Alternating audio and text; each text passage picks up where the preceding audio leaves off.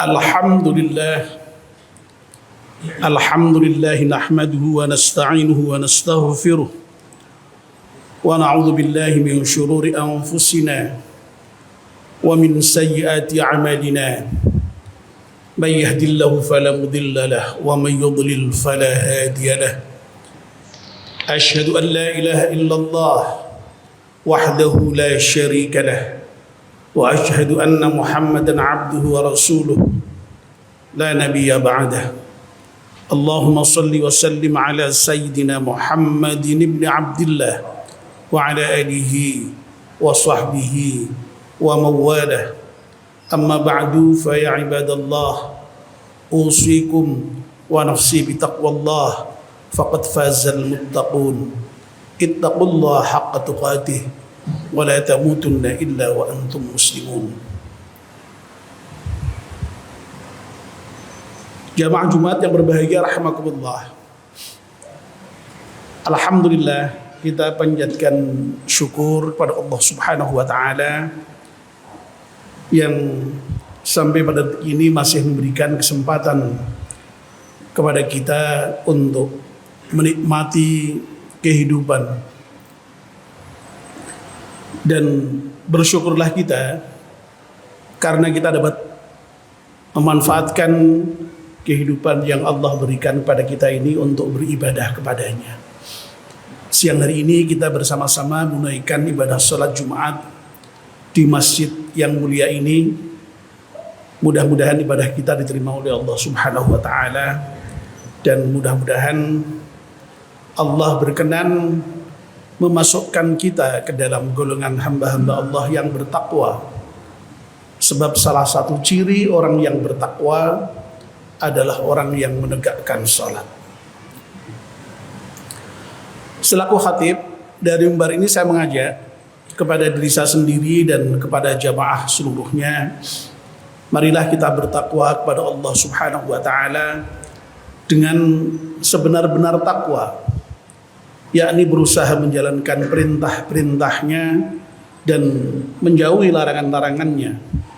Hanya dengan bertakwa itulah kita akan memperoleh kebahagiaan di dunia dan di akhirat kelak. Jamaah Jumat yang berbahagia rahimakumullah, sudah menjadi sunnatullah bahwa setiap orang itu kepingin punya anak. Oleh karena itu orang berusaha sekuat tenaga untuk memiliki anak ini. Kalau sampai tidak punya anak, itu rasanya hidup dirasakan belum sempurna begitu, belum genap begitu. Nah, tentu saja keinginan punya anak itu tidak semata-mata hanya sekedar punya anak, tetapi tentu saja harapannya anak yang dimiliki itu kemudian menjadi anak soleh, atau kalau perempuan ya solihah.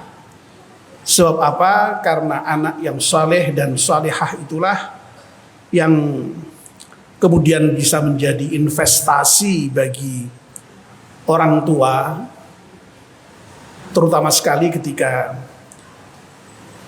kita sebagai orang tua nanti wafat, dipanggil Allah Subhanahu wa taala. Anak saleh yang mendoakan kepada kedua orang tua itulah yang betul-betul bermanfaat, yang akan memberikan pahala yang terus mengalir kepada kedua orang tuanya. Nah, persoalannya adalah tentu saja bagaimana itu menjadikan anak-anak kita itu menjadi anak-anak yang soleh itu, menjadi anak yang solihah itu. Tidak lain jawabannya adalah dengan pendidikan. Dengan pendidikanlah anak-anak kita itu dimungkinkan nanti menjadi anak yang soleh dan solihah. Banyak aspek tentu saja terkait dengan persoalan pendidikan ini. Ya, bisa berkait dengan materi pendidikannya, gurunya, sarananya, biayanya, waktunya, dan juga metode di dalam kita mendidik. Nah, dalam kesempatan yang sangat terbatas ini, izinkan saya hanya untuk menyampaikan bagaimana metode di dalam mendidik anak agar anak itu menjadi anak yang soleh. Dalam salah satu kitabnya yang sangat terkenal, ya,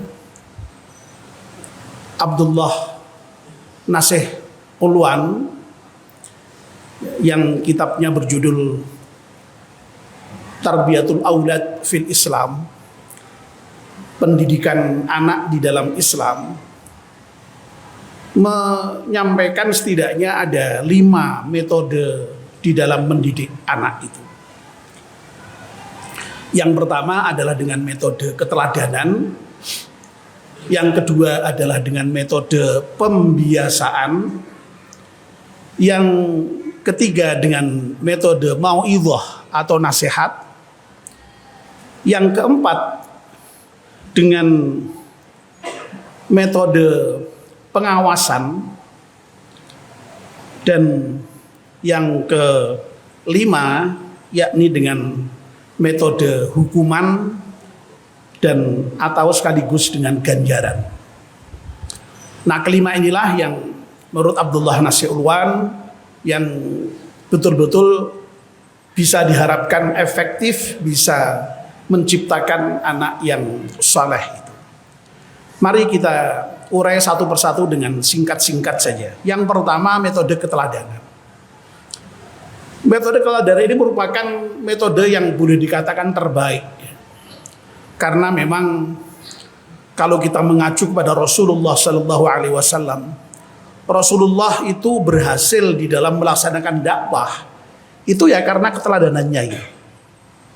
Rasulullah menjadi orang yang pertama sekali memberikan contoh kepada umatnya di dalam melaksanakan ajaran-ajaran yang disampaikan beliau itu, sehingga umatnya dengan mudah meniru. Mendidik anak pun begitu. Keteladanan orang tua itu menjadi hal yang sangat penting. Mendidik anak kita tidak cukup hanya dengan mengajarkan bagaimana cara sholat misalnya, tapi yang lebih penting adalah bagaimana memberikan teladan kepada anak kita melaksanakan sholat. Demikian pula dengan ibadah-ibadah yang lain, demikian pula dengan akhlak-akhlak yang diperlukan di dalam kehidupan sehari-hari itu sekali lagi membutuhkan teladan, membutuhkan contoh konkret dari orang tua kepada anak itu. Karena apa? Karena pada prinsipnya anak itu merupakan makhluk peniru, gampang meniru, sehingga apa yang diberikan teladan oleh orang tuanya itu insya Allah akan dengan mudah ditiru oleh anak-anaknya. Dan tentang bagaimana pengaruh keteladanan itu begitu kuat, ada ungkapan dalam bahasa Arab yang menyatakan lisanul hal afsah min lisanil maqal. Jadi ungkapan dalam bentuk tindakan nyata yang berupa keteladanan itu lebih fasih dibandingkan dengan ungkapan dalam bentuk lisan. Sebagus apapun, secanggih apapun, sefasih apapun. Oleh karena itu sekali lagi yang namanya keteladanan ini menjadi metode yang sangat penting di dalam mendidik anak agar supaya anak itu menjadi anak yang saleh. Yang kedua, yakni metode pembiasaan. Jamaah Jumat yang berbahagia rahimakumullah, apa-apa yang sudah kita ajarkan kepada anak-anak kita, bahkan yang sudah kita beri teladan kepada anak-anak kita, itu tidak cukup hanya berhenti pada memberikan teladan, setelah itu selesai. Tidak. Apa yang kita ajarkan kepada anak itu perlu dibiasakan, ya, dilakukan secara terus-menerus, sehingga ketika dilakukan pembiasaan, dilakukan secara terus-menerus, maka itu kemudian akan menjadi kebiasaan. Kalau tidak melalui pembiasaan, maka belum tentu itu akan bisa menjadi kebiasaan. Nah, bagaimana hal-hal yang kita ajarkan kepada anak itu kemudian menjadi kebiasaan anak, ya, itu ya harus dengan pembiasaan. Sholat itu tidak hanya sekedar diajarkan tentang pentingnya, ya, tetapi tadi diberi teladan, dan setelah diberi teladan juga dibiasakan secara terus-menerus, sehingga kemudian ketika sholat itu sudah menjadi kebiasaan anak, nah itu baru berhasil itu yang namanya pendidikan. Puasa pun demikian, ya, sedekah pun demikian, ya, berbuat baik kepada orang lain itu pun juga sekali lagi akan efektif kalau kemudian dibiasakan. Lalu yang ketiga, dengan mau'idhah, dengan nasihat. Ya, ada beberapa hal yang tentu saja tidak cukup hanya sekedar diberi teladan, perlu diberi penjelasan secara memadai, ya, secara panjang lebar dalam bentuk nasihat-nasihat. Dan mengenai bagaimana orang tua mendidik dengan memberi nasihat, itu Allah memberikan contoh langsung di dalam Al-Quran, yaitu dengan mendokumentasikan bagaimana Luqman itu mendidik anaknya, ya. Wa idh qala Luqmanu libnihi wa huwa ya'idhuhu ya bunayya la tusyrik billah. Ingatlah ketika Luqman itu berkata-kata kepada anaknya, dia dalam keadaan sedang memberikan mau'idhah, sedang memberikan nasihat, ya. Apa yang dinasihatkan? Ya bunayya la tusyrik billah, ya.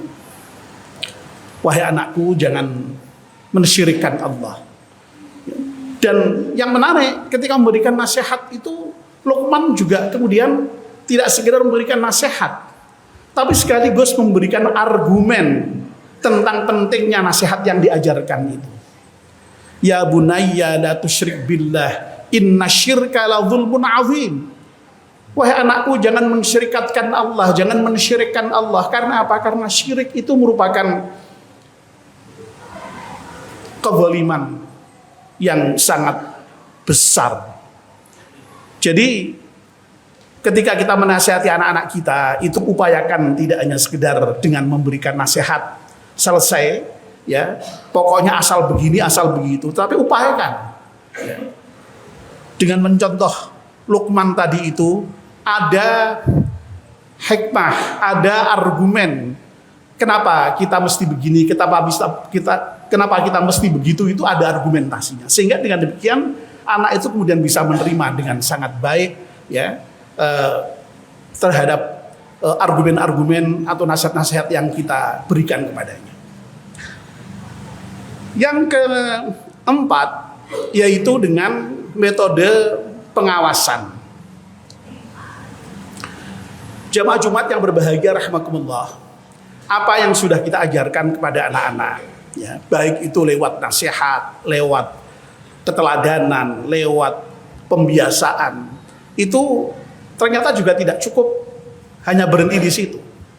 Ternyata dibutuhkan metode lain untuk memastikan bahwa apa yang kita ajarkan, yang kita didikkan kepada anak-anak kita itu betul-betul memang dilaksanakan oleh anak-anak kita itu. Dan itu dimungkinkan kalau kita melakukan pengawasan terhadap anak-anak kita itu, ya.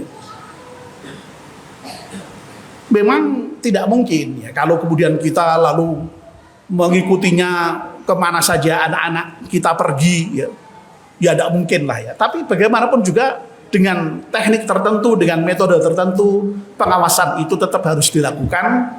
Sekali lagi tujuannya tidak lain adalah untuk memastikan agar supaya apa yang sudah kita ajarkan kepada anak-anak kita itu betul-betul dilaksanakan dengan baik, menjadi kebiasaan dia dalam kehidupan sehari-hari, sehingga anak itu kemudian menjadi baik itu. Ya. Termasuk bagaimana ketika anak-anak kita di sekolah, ya, itu tidak boleh kita kemudian membiarkan begitu saja. Ya. Kita perlu juga cek itu, bagaimana itu kehidupannya dengan teman-temannya, ya. Bagaimana di luar jam sekolah, itu harus menjadi perhatian kita. Ya. Betapa banyak kasus, ya, anak-anak yang katakanlah di rumah, ya, itu nampaknya ya baik-baik saja, tidak ada masalah. Ya. Sepertinya seperti anak mami yang selalu nurut begitu. Tapi tahu-tahu sudah kedapatan kemudian menjadi anak yang katakanlah nakal misalnya. Ya. Nah ini sekali lagi persoalan tentang pentingnya pengawasan gitu. Oleh karena itu sekali lagi pengawasan itu menjadi salah satu metode yang sangat penting di dalam bagian bagaimana menjadikan anak kita itu menjadi anak yang saleh itu. Dan yang terakhir adalah dengan metode hukuman, ya. Dan sekaligus tentu saja juga pemberian ganjaran. Hukuman itu diberikan ketika anak-anak kita itu tidak seharusnya, ya. Dan ganjaran atau pujian atau hadiah itu kita berikan ketika anak-anak kita itu sudah mencapai apa yang memang seharusnya dilakukan oleh anak-anak kita. Dan dalam Islam Rasulullah mengajarkan itu, ya. Misalnya nyatanya Rasulullah sampai menyatakan ajari anakmu itu untuk sholat, ya, ketika dia sudah berumur 7 tahun. Kalau sampai umur 10 tahun kok masih belum mau sholat, kita boleh memukulnya. Tapi tentu saja jangan difahami memukul di sini merupakan pukulan sebagai siksaan, ya, pukulan pendidikan yang sifatnya hanya sekedar mendidik, yang tidak membahayakan. Sebab kalau pukulan itu pukulan yang kemudian membahayakan, tentu saja ya tidak baik, ya. Dan itu malah nanti bisa jadi urusan polisi kalau di zaman sekarang ini. Sekarang ini kan apa-apa sedikit terkait dengan anak itu bisa dilaporkan polisi, ya. Guru agak sedikit serius sedikit dalam mendidik anak, laporkan polisi, ya. Ya. Tapi sekali lagi dengan cara yang terbaik tentu saja di dalam memberikan hukuman itu. Demikian pula kalau anak-anak kita itu berprestasi, ya, menunjukkan kemajuan yang baik, ya, jangan pelit-pelit kita memberikan pujian atau memberikan ganjaran kepada anak-anak kita, hadiah kepada anak-anak kita. Dan itu sesungguhnya ya menganut prinsip tafsir dan tandir. Di dalam dakwah itu kan Rasulullah, ya intinya itu kan ada peringatan dan ada pemberian berita gembira. Nah sesungguhnya ganjaran dan hukuman itu ekspresi dari metode tafsir dan tandir itu, atau tandir dan tafsir itu. Ya. Jamaah Jumat yang berbahagia rahimakumullah, kalau ya ke 5 metode ini bisa kita lakukan di dalam mendidik anak-anak kita, ya. Dan kitalah sebagai orang tua yang tentu saja harus berperan sebagai pendidik utamanya, maka kita boleh berharap anak-anak kita itu akan menjadi anak-anak yang saleh, ya. Terutama sekali terkait dengan metode keteladanan tadi itu. Metode keteladanan itulah yang memang nampaknya terutama di akhir-akhir ini itu menjadi barang yang sangat mahal, ya. Seringkali ajaran yang bagus-bagus disampaikan oleh orang tua di rumah, disampaikan oleh guru di masjid, di sekolah, disampaikan oleh para pendakwah di masjid. Tapi keteladanan ini yang seringkali tidak dijumpai oleh anak-anak didik kita, sehingga anak-anak didik kita itu bisa jadi memang kemudian bingung setengah mati, ya.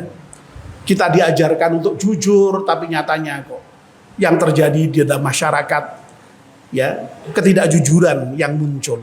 Ya. Diajarkan untuk menghormati orang lain, tapi nyatanya kok yang muncul di kehidupan masyarakat orang saling mencaci, saling membuli, ya. Dan seterusnya dan seterusnya. Nah, ini yang memang sekali lagi menjadi hal yang perlu diperhatikan secara khusus terkait dengan keteladanan. Ya. Makanya dalam salah satu hadis Nabi itu, Nabi dengan sangat simple menyatakan pentingnya keteladanan itu, yang menyatakan birru abaukum tabirrukum abnaukum. Ya. Berbaktilah kamu kepada kedua orang tuamu, niscaya nanti anak-anakmu pun akan meniru kamu berbakti kepadamu. Itu pendidikan keteladanan yang luar biasa saya kira. Ya. Jadi rumusnya jelas. Kalau kita memberikan contoh berbakti kepada kedua orang tua kita, tidak usah diminta. Anak-anak kita itu nanti pasti akan berbakti kepada kita. Nah, persoalannya adalah sekali lagi bagaimana kita mampukah memberikan keteladanan itu kepada anak-anak kita atau tidak. Ya.